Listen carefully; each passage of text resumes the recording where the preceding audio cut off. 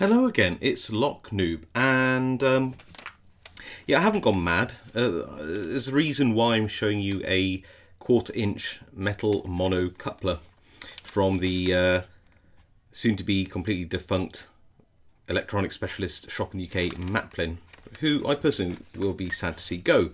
But clearly not enough people use them anymore, that's why they've gone bust.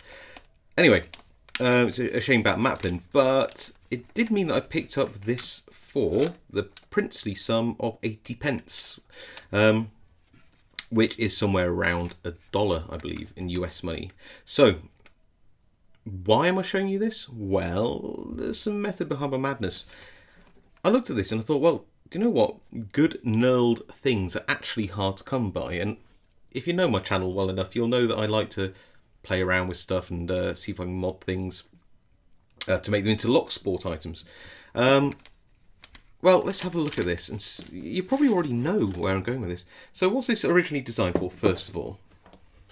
Well, I believe it's to connect to guitar leads, or I say guitar leads, mono leads, the electronic instruments of your choice, I imagine, or amplifier or whatever. It's just a way to connect two things together that are 1/4 inch across.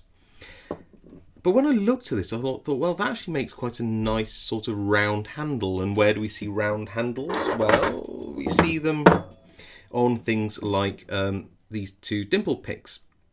And admittedly, there is a bit of a size difference, but I don't think it makes too much of a big actual practical difference when you use it as a pick. So it's very similar in terms of diameter. In terms of length, well, it's a little bit shorter. Let's have a look. So the top one, which is longest, came from a Chinese kit. It's a collected one.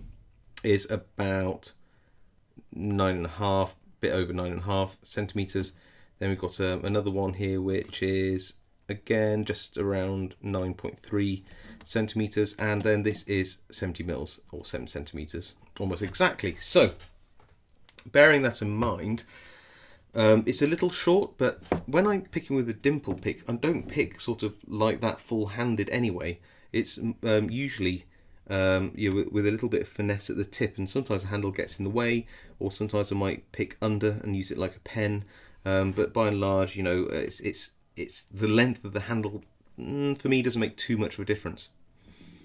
And whenever you buy a kit with a let's put this away. It wants to come back. That's the problem with round things. And that was going out to the camera shop. Oh well. The problem with things with collects is you need to store the extra tips somewhere. They've got to be handy. They tend to get lost out of cases. It's a bit of a pain. So whilst I haven't got a problem with collected handles, I have a problem that I have to keep changing the tips if I want to change a tip. So I'm picking a lock which requires 2, sometimes even 3 different tips. This isn't ideal. So I've got some extra tips here. What do I do with them? Well, would you believe that these tips are just under 1/4 inch wide, which is perfect for putting in here. So already I could have a pick, there you go, with a little dimple flag. It's a tiny bit on small size in terms of handle, but I don't think that actually makes a difference for dimple picking. And all I'd need to do is drill out a hole here, tap it, thread it with a grub screw, and then that would hold in just the same way that this holds in too. So there's a grub screw, drill through, it's in a round hole, and it's pushed against the actual curve of the interior hole here to fit. And believe me, these are held in very, very strongly. And this is aluminium. I believe that this is either steel or possibly a brass material. Anyway, it's reasonably weighty, so I don't think it's certainly not aluminium. Right, let me cut away. I'll show you the little mod, and we'll come back and see after that what it looks like in its final guise. Okay, back in a second. Okay, so we're back, and well, you can see the finished version. And if I turn it over, you see where I've tapped the drill holes and I've put some grub screws in.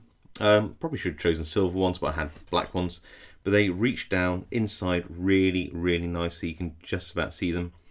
pushing the tailpiece of the flag into the round hole and creating an extraordinarily tight grip.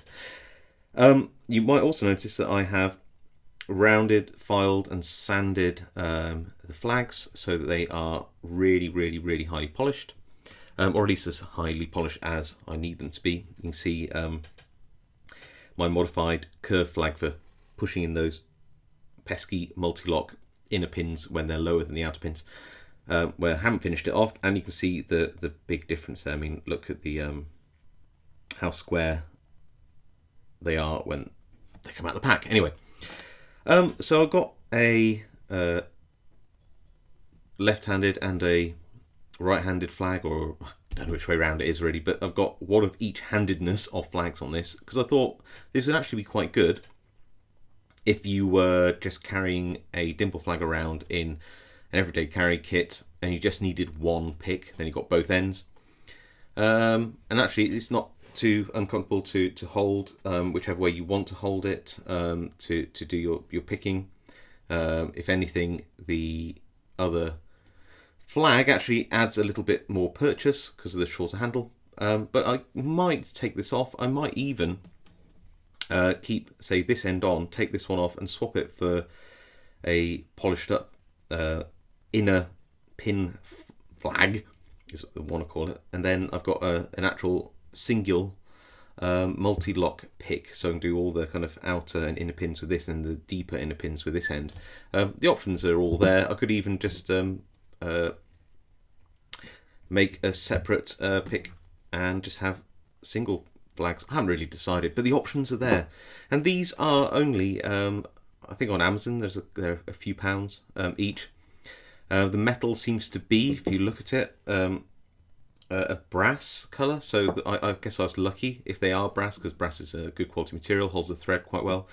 But they're quite weighty, at least ones I got from Maplin were, and they make really nice handles. They generally do. They're not too heavy, and they just work really well. If you had the tang or the tailpiece of the flags and they were a bit thinner, so say half that, and they would be pushed too far up to the top, so they weren't particularly centered, you could get around that by putting in some filler material or a shim of metal, and then it would hold up, probably even wood or plastic, anything you had really, as long as it could hold it more central in there, and then you could put a grub screw in and push it down onto it. So there's all sorts of options around there. Go explore them, see what you think. I suppose actually they might even do these in smaller sizes. So this is the 1/4 inch, but they might do the 2.2mm versions or whatever else, and you might, just go out there and have a look. I think that these connectors are actually, like I said, knurled really well, and they're calling out for lock pickers and lock sporters to modify them, I think. Anyway, I hope you enjoyed that video. Hope you're inspired to go out and see what your local music hardware shop has for you to purchase, and I will see you next time. Happy modding.